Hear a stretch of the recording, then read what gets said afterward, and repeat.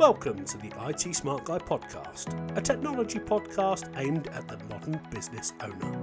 And here's your host, Tony Edwards. Hello and welcome to episode 36 of the IT Smart Guy podcast, the tech-based podcast for the modern business owner. I'm Tony, and before we go on to what we're going to cover in today's episode, I kind of owe you all an apology. We didn't put out an episode 2 weeks ago, unfortunately. Things just kind of mounted up and something had to give. And because I like to talk about recent news topics, it does make it very difficult to do what other podcasts do and record episodes in advance. All being well, we are back on track though. So let's stop dwelling on what didn't happen. Let's talk about today's episode. So we are going to talk about the mother of all data breaches and Windows 11 Moment 5. And what's in store there. We then go on to the brain dump, and I'm going to be talking about a change to 365 which may affect your users in the future. And as always, I've got a tip of the episode. Let's jump straight into the news. Let's look at what's happening in the news. So first up, we're going to talk about the mother of all data breaches. A massive data leak that's exposed 26 billion records from various websites and platforms.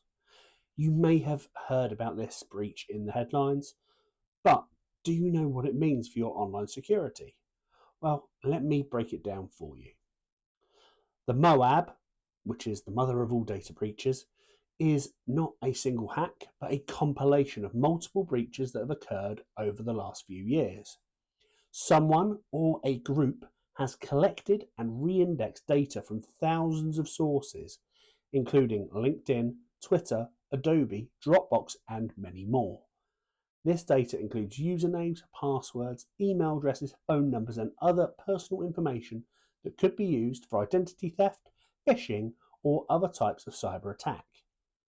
The researchers who discovered the MOAB said that it is the largest data leak ever found, containing 12 terabytes of information and spanning over 26 billion records. They also said that the data was stored on an open instance, meaning that anyone with an internet connection could access it. The owner of the instance is currently unknown, but it could be a malicious actor, a data broker, or a service that works with large quantities of data.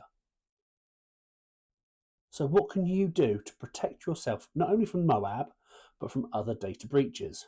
Well, I've got some tips for you here. Firstly, check to see if your data has been exposed in not only the MOAB, but any other known data breach. Use a tool like Have I Been Pwned? These types of tools will tell you if your email address or password has been compromised in any known breach and advise you on what you could do next. Second, change your passwords to any affected accounts and make sure you use strong and unique passwords for every account. Use a password manager to generate and store your passwords securely, and make sure you enable multi-factor authentication whenever possible to add an additional layer of security to your login process. Third, be alert. Be alert for any suspicious emails, calls, or messages that may try to trick you into revealing your personal or financial information. These are phishing scams, and they often use data from breaches to make them look more convincing. Also, don't click on any links or attachments that you may receive by email that you don't trust, and make sure you verify the sender's identity before you respond. Finally, monitor your credit reports and bank statements for any signs of identity theft or fraud. If you notice any unauthorized activity, make sure you report it to the relevant institutions or authorities. Now, these are just some of the steps you can take to safeguard your online security in the wake of MOAB and other data breaches. Data breaches are becoming more common and more severe, so it's really important that you stay vigilant and proactive. From MOAB, we're going to talk about some changes at Microsoft. So this is some exciting news talking about Windows 11, which is Microsoft's current operating system. As you may know, Windows 11 was launched with a lot of fanfare and hype back in 2021.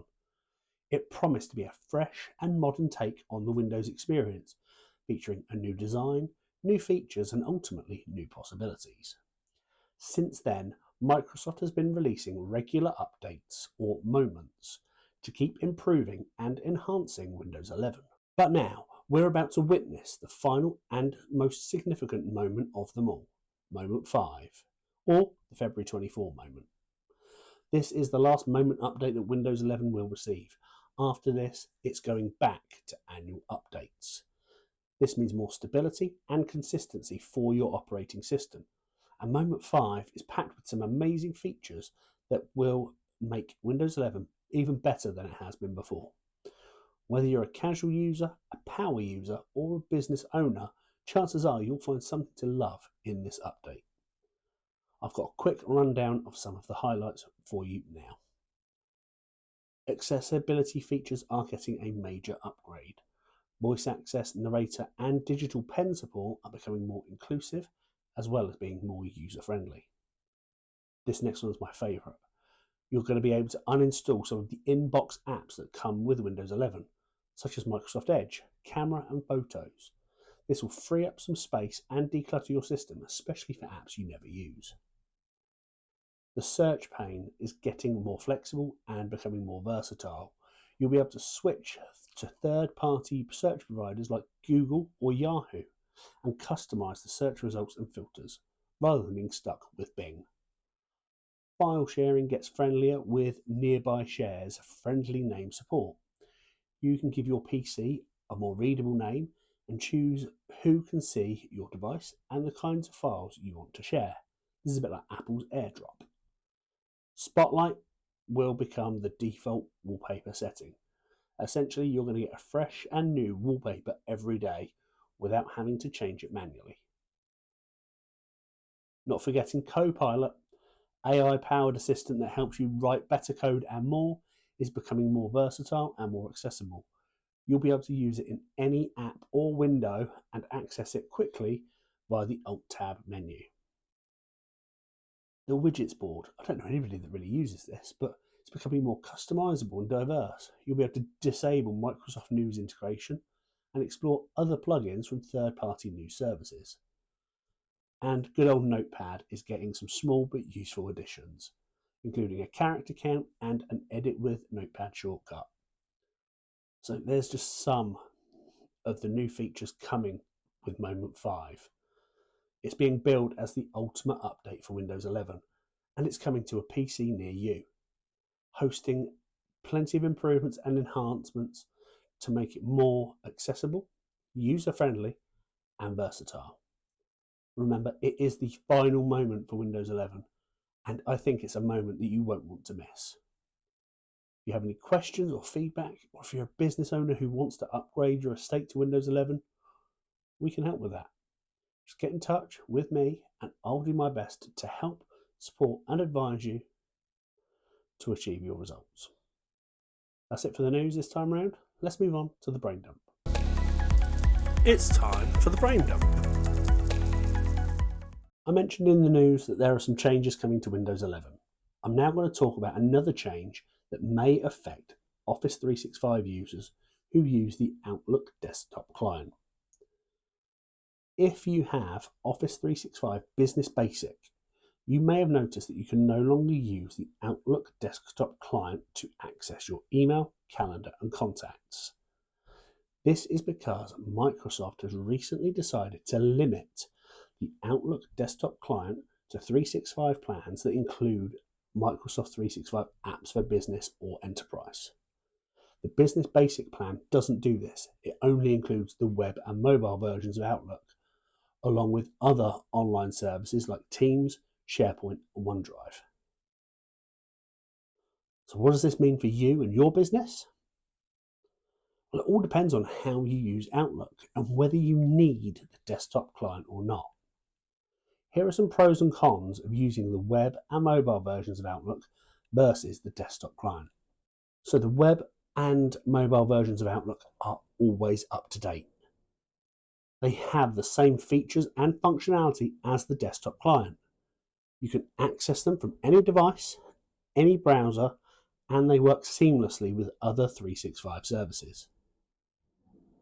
You can also customize your experience with add-ins and extensions that enhance your productivity and workflow. The desktop client of Outlook does have advantages over the web and mobile versions, such as offline access, advanced search and filtering options, and integrations with other desktop apps like Word, Excel, and PowerPoint. You can also use the desktop client to manage multiple email accounts, including personal ones, all in one place. Now, if you're happy using the web and mobile versions of Outlook, you don't need to do a thing. Continue to use them as normal and you'll continue to enjoy the benefits of 365. However, if you prefer or you need the desktop client of Outlook, you've got two options. You can upgrade your 365 plan to one that includes apps for business or enterprise, such as 365 Business Standard or Business Premium. These plans offer more features and functionality, such as the desktop versions of Word, Excel, PowerPoint, and Outlook, as well as advanced security and device management tools, but they do come at a higher price point.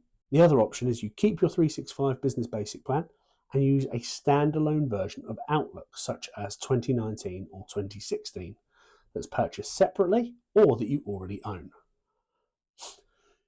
However, with this option, you will not get the latest updates and features that are available on the 365 version of Outlook, and you may begin to encounter compatibility issues with other 365 services. And I'm starting to see some of these issues appear already. But ultimately, the choice is yours. Make sure you weigh the pros and cons of each option and decide what works best for you and for your business. If you've got questions or you need help, you can contact Microsoft Support, visit the 365 Help Centre, or we can have a chat. It's completely up to you. That's all for the brain dump today. Let's move on to the tip of the episode. Our tip of the episode. So, this episode is being released in February 2024. Can you believe we're already a month into a new year? And now is as good a time as any to take action with this. But you could really implement this in your business at any time. I want you to invest in employee training and development. By equipping your employees with the necessary skills and knowledge to excel in their roles, you can enhance their experience and boost their productivity. Additionally, you can foster a culture of continuous learning within your business, encouraging staff to share knowledge and to stay updated on industry trends. Now, this may result in promotions and pay rises for your staff, and it may also mean that staff leave to go on to different jobs. And while this will have a positive impact, it could also adversely impact your business for a time. But see it as an opportunity to grow the next generation of your workforce. I was at an event in London just this week, and a few of us were talking about how important training and development is. And you'll be surprised how the results can shock you in a positive way. So train your staff. But that's it. We are once again at the end of another episode of the IT Smart Guy podcast. Thank you for watching or for listening. I hope you found this episode useful, and I look forward to speaking to you again next time. But before you go, I have one small favour to ask. If you've enjoyed this episode, do you know what? Even if you haven't enjoyed it, let me know. Leave a comment or a review wherever you're watching or listening. I will respond, and it's the only way I can get better. And if you haven't already, give us a thumbs up, a like, a subscribe on YouTube, Spotify, Apple Podcasts, or wherever you get your podcasts. I've been Tony, the IT Smart Guy, and I look forward to seeing you again next time. Thanks for listening to the IT Smart Guy podcast. Hope you've enjoyed this episode. Please do consider to like and subscribe on your podcast platform of choice.